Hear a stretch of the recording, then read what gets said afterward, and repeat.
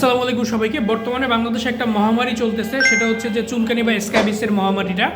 যত লোক করোনায় আক্রান্ত হয়েছে তার চাইতে বেশি লোক বর্তমানে স্ক্যাবিসে আক্রান্ত হচ্ছে।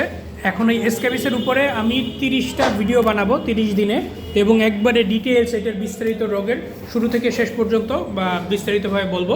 তো এই রোগটার ক্ষেত্রে স্ক্যাবিসের ট্রিটমেন্টের ক্ষেত্রে যেই জিনিসটা হচ্ছে আজকে বলবো আইভারমেকটিন সম্পর্কে।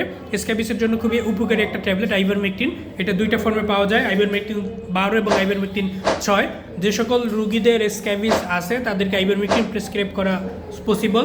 সপ্তাহে একটা করে, এটা রুগীর সিভিয়ারিটি অনুযায়ী একটা বা দুইটা বা তিনটা বা চারটা পর্যন্ত দেওয়া যায়, কিন্তু গর্ভবতী মা বা ছোটো বাচ্চা যাদের ওজন 15 কেজির কম তাদেরকে আইভারমেকটিন দেওয়া যাবে না। এবং আপনি আইভারমেকটিন খাবেন কি না এটা অবশ্যই একজন ডাক্তার ডিসাইড করবে। হ্যাঁ, কোনো ডাক্তারের পরামর্শ ছাড়া আইভারমেকটিন খেলে আপনার পরবর্তীতে ক্ষতিও হতে পারে। এজন্য আপনি ডাক্তারের পরামর্শ নিয়ে যাদের প্রচণ্ড চুলকানি আছে তারা আইভারমেকটিন ওষুধ খেতে পারেন।